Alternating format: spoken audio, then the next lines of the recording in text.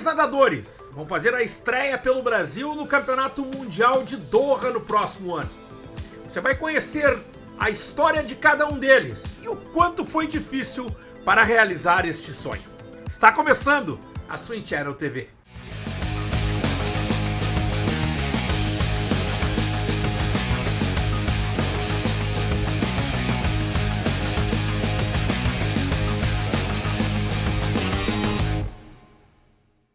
Eduardo Oliveira de Moraes, 22 anos de idade, Minas Tênis Clube.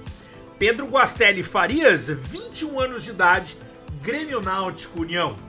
E Henrique Figueirinha, 23 anos de idade, Atlefinina do Maranhão. Três nadadores jovens que já haviam até participado de alguma seleção brasileira, mas agora vão representar o Brasil pela primeira vez num campeonato mundial. Vou trazer um pouco da história de cada um deles e para você ver o quanto que é importante toda essa sua trajetória e até algo que os assemelha, não só pela idade, né, entre 21 a 23 anos, mas também pela dificuldade e até mesmo a superação. Você vai conhecer a partir de agora um pouco dessa história. E eu começo por aquele que classificou por primeiro, o Eduardo Oliveira de Moraes, atleta que é mineiro de nascimento, mas foi revelado inicialmente lá em Cabo Frio. Era uma academia, né, que acabou levando ele principalmente para o clube de regatas do Botafogo. Eu vou falar ainda do Henrique Figueirinha, que é paulista, vou falar do Pedro Guastelli Farias, que é gaúcho, mas eu vou trazer para vocês alguns detalhes e especialmente o quanto foi difícil essa trajetória. E agora os três nadam um campeonato mundial de Doha e não tem como não pensar nisso, já com a cabeça, quem sabe, para os Jogos Olímpicos do próximo ano. O Eduardo Oliveira de Moraes, como eu disse, revelado no Rio de Janeiro, depois ele vai para Belo Horizonte, nada na Academia Gota, e fica na Academia Gota até o Petit1 e depois ele chega no Minas Tênis Clube. No Minas Tênis Clube é onde começa, assim, ele dispara, já era um garoto, assim, de destaque, mas tem uma coisa interessante que ele não começa logo ganhando, né, por exemplo, no Infantil 1, ele chegou a uma final, né? Ele ficou em, acho que não lembro a colocação exatamente, mas foi uma final de 400 metros nado livre, e a medalha dele, ela vem só no Infantil 2, quando ele chega na terceira colocação no Campeonato Brasileiro, já no Infantil 2. E eu me lembro uma coisa que me chama a atenção, porque eu tive a oportunidade de trabalhar com o Eduardo na época que ele esteve aqui nos Estados Unidos, e até algumas clínicas lá na Gota. O Dudu, ele tem uma coisa interessante, que é o fato de que maturacionalmente ele não era o garoto mais destacado. Então eu me lembro muito bem disso do revezamento do troféu Chico Piscina, no qual ele aparecia mesmo sendo o menor da equipe, não só o menor em tamanho, mas também o menor em maturação. E a prova disso é que ele só vem a se tornar campeão brasileiro na categoria do Júnior 1.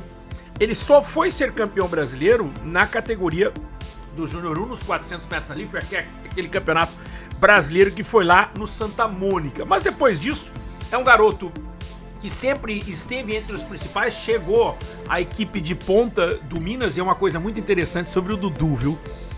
O Dudu tem uma coisa bem legal, que ele sempre foi um cara que sonhou muito alto, e ele é exigente, viu? Assim, uma particularidade sobre o Dudu, ele é aquele cara que cobra o treinador, que ele dá 100%, mas ele quer 100% de volta. Isso é muito legal da parte dele. A primeira seleção brasileira do Eduardo é uma seleção das Ginasíades, né? Ele vai para as Ginasíadas de 2018, que foi o Marrocos, 2018. Depois ele vai para aquele sul-americano de 2019, no Chile, né? E depois ele ainda chega à seleção brasileira do sul-americano de 2021, que era o sul-americano sub-23, que o Brasil decidiu mandar, e até foi antes da seletiva olímpica, ele até volta com Covid. Então foram as seleções brasileiras do Dudu. E o Dudu, este ano de 2023, ele até faz, né, ele já tinha feito um bom Troféu Brasil no ano passado, fez um bom Troféu Brasil este ano. Ele não pega a seleção que vai para os Jogos Pan-Americanos, ele já tinha estado naquela... ainda faltou a seleção do Pan-Americano Júnior de 2021, né? Então ele pegou a seleção brasileira 2018, né? Que é a Ginasíades, 2019 o Sul-Americano, 2021 o Pan-Americano Júnior, 2021 o próprio Sul-Americano Absoluto, 2023 ele pega essas duas seleções que foram a seleção dos Jogos Mundiais Universitários, onde ele inclusive ganha medalha de prata nos 400 metros nado livre. Foi a primeira medalha, logo na primeira prova das Universiades, lá em Chengdu, na China, fez uma grande competição. E aí agora, no troféu José Finkel, ele garante a vaga para o Campeonato Mundial, pela vaga do 4x200 metros nado livre, revezamento que nadou abaixo do índice, mas só veio a ser confirmado no último dia de competição. Eu ainda quero falar alguma coisa em relação aos Estados Unidos, para o Dudu.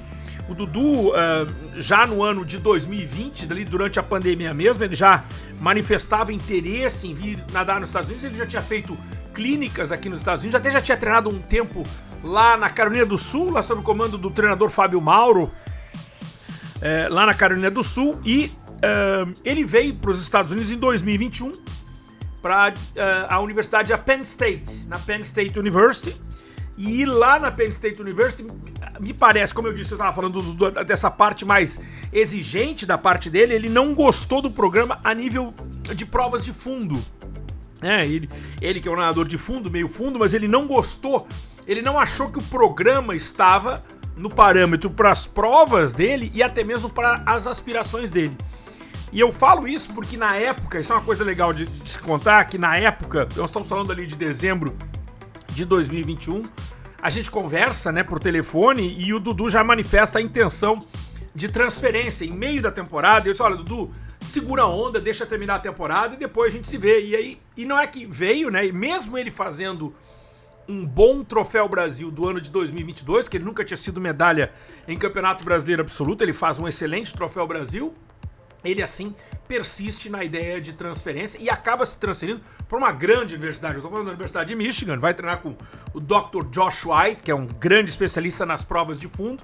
Se dão muito bem, se encaixam muito bem no planejamento e não deu outra. No final da temporada ele se classificou para o NCAA. Foi uma boa temporada do Dudu lá na Universidade de Michigan. Ele ainda tem, eu acho que são mais 2 anos de elegibilidade pela Universidade de Michigan. E essa nova fase acabou, por acaso, né? O Mike Barham decide se aposentar, ele que era o head coach.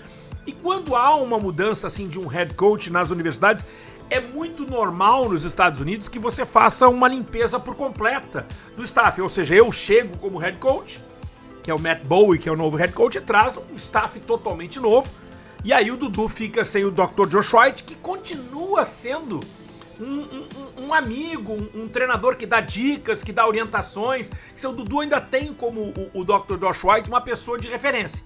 Mas, de qualquer forma, o Eduardo, ao início dessa temporada, e eu estou falando logo após o bom resultado que ele teve nas Universiades, que ele passou por cima, ele foi medalha de prata, não tendo descanso como deveria ter tido, ele disse, não, eu quero a vaga olímpica. Até então ele nunca tinha sido seleção brasileira absoluta, não, e ele já quer a vaga olímpica, ele está treinando para conseguir a vaga olímpica. Então ele faz as suas reuniões com os técnicos Sérgio e Marcos do Minas e decide, inclusive, o que a gente chama de red shirt.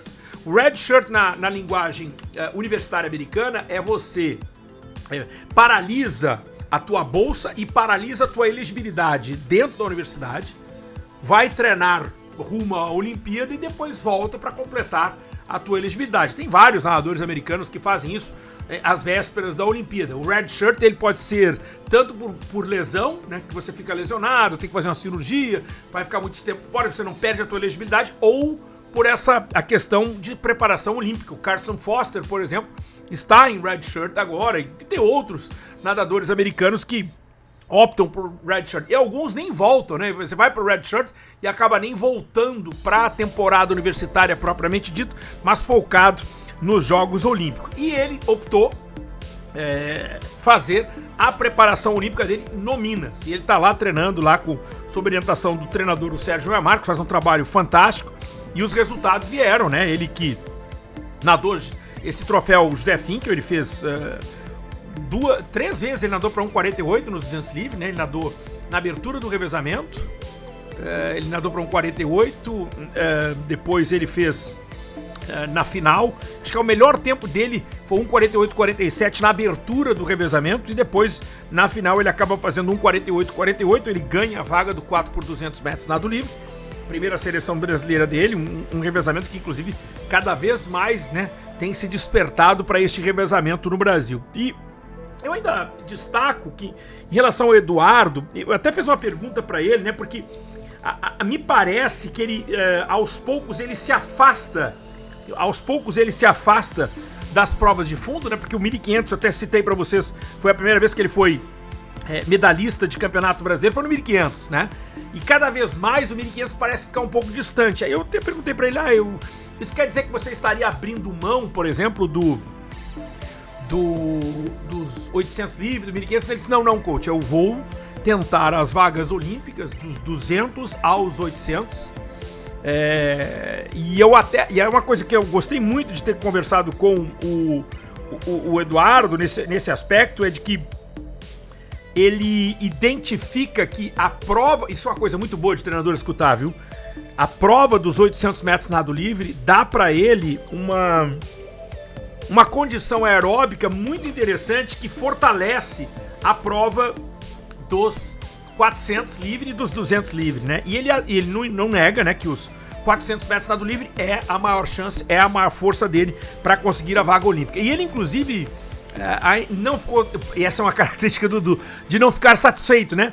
Porque ele achou que o 3,48,15 era plenamente realizável no troféu José Finkel, mas ele destaca que ele estava um pouco gripado poucos dias antes e acabou...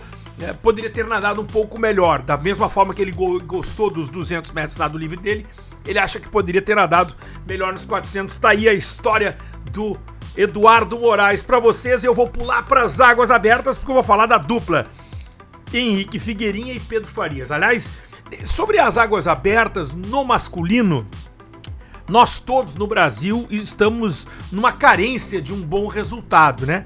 E a gente enxerga com bons olhos essa renovação de 2 atletas que vão disputar o seu primeiro campeonato mundial, porque já faz um bom tempo que as águas abertas do Brasil não conseguem um resultado internacional expressivo, pelo menos desde 2019. E o último resultado, que foi ali por 2019, foi uma última boa colocação em Copa do Mundo, foi com o Fernando Ponte no Canadá em 2019, e nos Jogos Pan-Americanos a medalha de bronze com o Vitor Colonese em 2019, sendo que ele chegou em quarto, mas teve um nadador desclassificado. Enfim, já são 4 anos. Já são 4 anos que as águas abertas do Brasil não conseguem um resultado expressivo.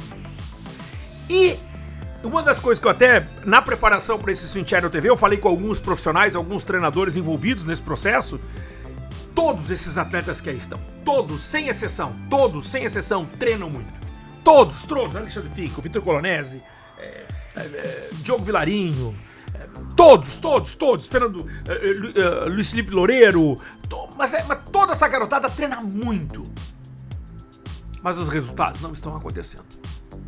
Há um vislumbre de uma nova geração aparecendo, Matheus Meleque, Bernardo Gavioli, mas continua, até tem um garoto novo do Curitibano, muito bem, Leonardo Macedo, mas eu quero dizer o seguinte, que eu não acredito que o problema dessa geração de águas abertas, tem Bruce Hanson ainda pra colocar aí, Cachorrão, talvez, enfim, o problema dessa geração de águas abertas não está no treinamento, porque todos estão treinando muito bem, mas está na estratégia de prova. Nós não estamos conseguindo colocar a estratégia de prova nos homens da mesma forma que as mulheres. E aí eu sinto falta do Alan do Carmo, que era a maior qualidade do Alan do Carmo, era a capacidade de lidar com diferentes estratégias e conseguir ser competitivo. Alan do Carmo, um gênio das águas abertas do Brasil, até porque se você botar na piscina, provavelmente grande parte desses nadadores que aí estão eram mais rápidos e são mais rápidos do que o Alan do Carmo era. Porém, os resultados do Alan do Carmo vêm de uma capacidade gigantesca de navegação, de estratégia de atacar, de contorno de boia, de final de prova, que nós não conseguimos. Porém, tem dois atletas que nos trazem agora essa possibilidade. Um deles é Henrique Figueirinha. Henrique Figueirinha é atleta... Aliás, eu até descobri, eu não sabia, o Henrique Figueirinha foi revelado pelo Igor, grande Igor, treinador do São Paulo, já passou por vários treinadores lá no estado de São Paulo, e o Figueirinha atualmente está lá com o João Baduca, né? Já vão aí, acho que pouco mais de 2 anos com o Baduca, um trabalho muito bem feito. Figueirinha que já foi integrante de seleção brasileira em Campeonato Mundial Júnior, já é um garoto que já tinha se destacado a nível nacional. E o Figueirinha tem uma coisa interessante que ele me lembra um pouco o Alan do Carmo, porque ele compete muito pouco em provas de piscina. Embora ele treine, né, quase o tempo todo, né, 95% lá em Caraguatatuba em piscina, ele compete pouco em provas de piscina. Pode olhar o ranking aí. São muito poucas as competições que o Figueirinha faz em piscina, mas nada muito bem nas provas de águas abertas. E o Figueirinha, ele passou por algumas dificuldades durante a sua carreira, mesmo sendo um garoto jovem. Ele teve 2 cirurgias de coração, cirurgias que sempre são questões até muito delicadas. Eu lembro muito bem de uma seleção brasileira no Campeonato Sul-Americano, no qual ele só pôde nadar o Sul-Americano depois que chegaram os exames enviados do Brasil, porque a médica na época era uma viagem que tinha uma médica do Comitê Olímpico do Brasil, e ela disse, não, enquanto não tiver o atestado médico indicando que ele não vai poder nadar. E é um garoto que nada muito bem, e tem uma coisa, viu, Aduca, isso é pra você, tem uma coisa, algo que o Figueirinha sempre fez, ele atacava, mas ele não tinha o final de prova que ele teve agora. Aliás, essa prova de Inema foi uma prova interessante, porque tem uma parte que o Vilarinho domina, o Finco domina, o próprio Figueirinha domina, mas ele agora tá começando a fechar um pouco melhor, coisa que ele não fazia no passado. Belo trabalho feito pelo treinador, o Baduca, aí no seu 2º ano de trabalhando. Ele representa a equipe do Atlef Nina, legal que o professor Alexandre Nina dá essa oportunidade de valorizar, né, as águas abertas, dando essa oportunidade para ele. E ele é um garoto que treina muito, viu? Até a gente estava comentando, eu e o Baduca conversamos, é um garoto de 105 quilômetros por semana na fase de mais pesada, depois cai para 85, nas vésperas da competição nada cerca de 45 quilômetros por semana. E ele treina num grupo pequeno, ali em Caraguatatuba, tem o apoio da prefeitura, um grupo de 6 atletas, aproximadamente 3 homens, 3 mulheres, e ele já tinha estado na seleção brasileira, no próprio Sul-Americano, no Mundial Júnior, esteve na Copa Pacífico desse ano, que foi Sub-23, e fora esse dado da cirurgia do Henrique Figueirinha, é a dificuldade, né, de nunca ter tido a oportunidade de ir para esses grandes eventos. Ele disputava seletivas, mas nessas grandes horas faltava esse grande resultado, e o resultado veio agora. Garoto novo, jovem, né, amante de pescaria. Aliás, o Badu contou uma história muito legal. O fato de que, quando ele tá de folga, ele tem um barco e ele vai fazer o que ele mais gosta depois de treinar, que é pescar. Essa é a história do Henrique Figueirinha, que vai fazer sua estreia no Campeonato Mundial de Doha. Parabéns ao Figueirinha, o seu treinador. E o último é o Pedro Farias. Vamos falar do Pedro? Pois olha, o Pedro Gauchão, Porto Alegre, é inclusive até o mais jovem dos 3, né? O Pedro tem 21 anos de idade, tem uma história interessante.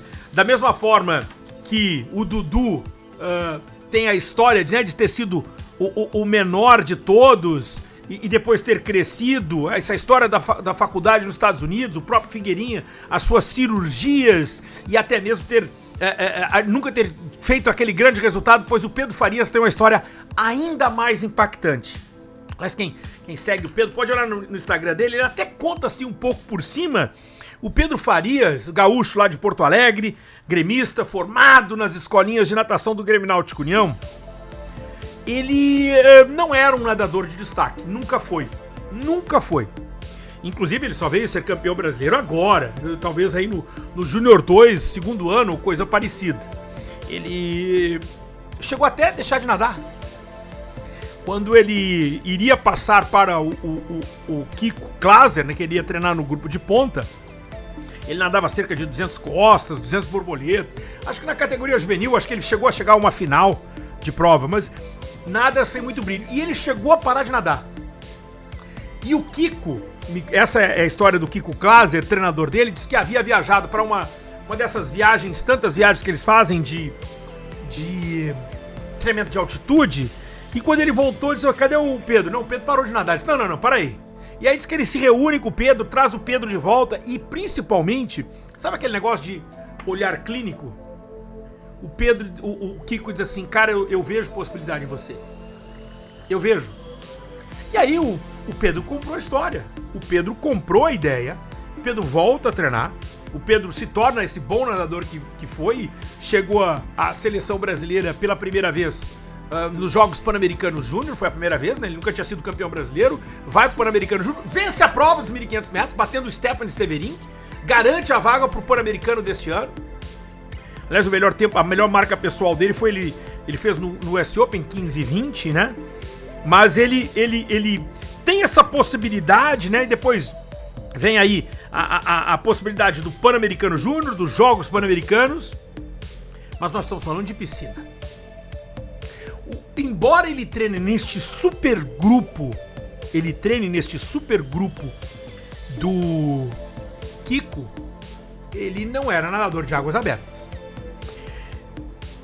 E uma coisa muito legal em relação ao Pedro, e eu peço a vocês que depois visite lá o Instagram dele, porque tem uma postagem muito legal, que ele faz um agradecimento não só ao Kiko, mas ao Grêmio Náutico União, todas as pessoas que ajudaram ele nesse processo, que ele cita inclusive o patrocinador dele, o restaurante Tartare, lá do meu grande amigo Dados De Lorenzi. Família De Lorenzi é uma família que tem um carinho muito grande. Sabe aquela galera que gosta do esporte, quer ajudar, identificou, cara, ajuda esse garoto que esse garoto merece e precisa? E o Pedro, ele tem essa característica de gratidão. E eu acho gratidão um dos sentimentos mais grandiosos que existe na humanidade. E tem uma história que a primeira medalha de brasileiro absoluto do Pedro Farias foi o Finkel do ano passado, foi lá em Recife, que ele ficou em terceiro lugar. Ele deu essa medalha pro Kiko. Então, tipo, você vê que as coisas não são por acaso. É realmente muito merecido o que ele conquista. Mas, coach, até agora você falou de piscina. E aonde entrou as águas abertas? Aí é que vem a parada das águas abertas. Ele treina num grupo que hoje talvez seja o grupo mais qualificado de águas abertas do Brasil. É o grupo onde contém ali o maior número de atletas de alto rendimento de águas abertas no Brasil. Faz ali o treinamento com as suas respectivas tendências para essa prova, para aquela prova, para esse ritmo, para aquele ritmo. Mas ele, inclusive, entrou naquele projeto, né, por conta da convocação. Vê como as coisas acontecem, né? Como ele entra naquele projeto do Pan Júnior, garante a vaga no Pan-Americano de 2023, faz aquele projeto do COB. Ele ganhou direito e foi participar de uma etapa de Copa do Mundo em Eilat no ano passado.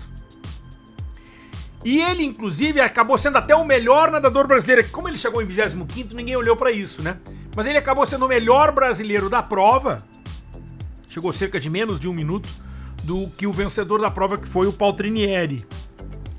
Então ele já ali, né, foi aquela primeira prova. E isso veio um mês depois de ele ter ido muito bem no US Open aqui nos Estados Unidos, no qual ele ficou em segundo lugar da prova dos 1.500 metros na drift, que é a melhor marca pessoal dele, o 15:20:12, que ele ganhou do Afonso Mestre.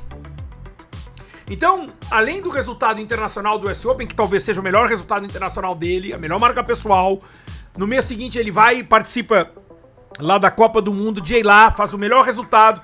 Parece que as águas abertas entraram ali de uma forma muito natural. E é uma coisa assim, sem pressão.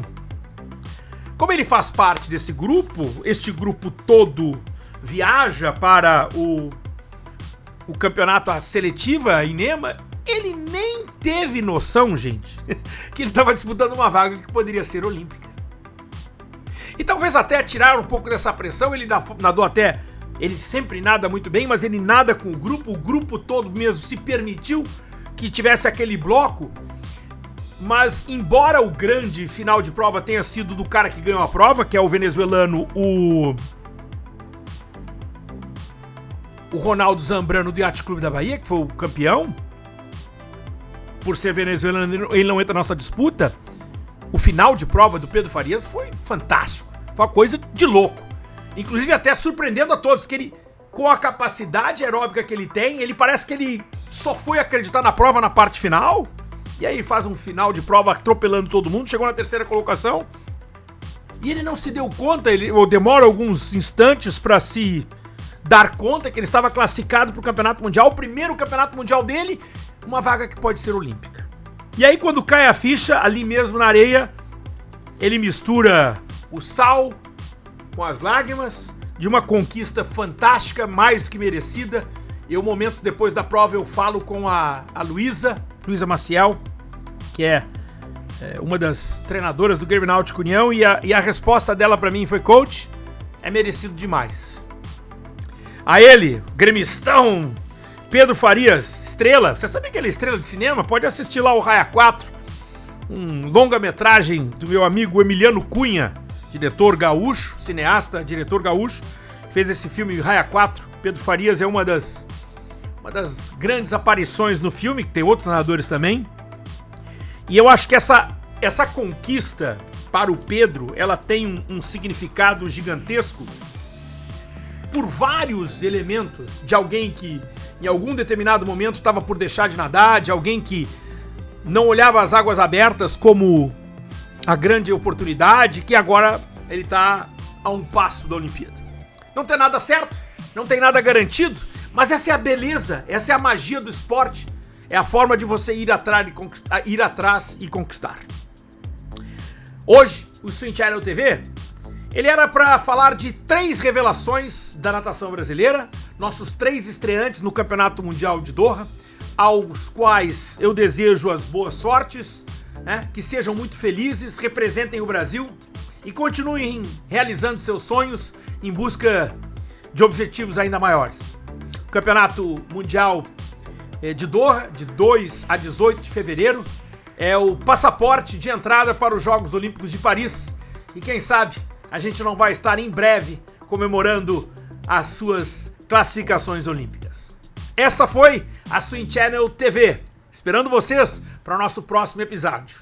Swim Channel TV, conectando você à natação.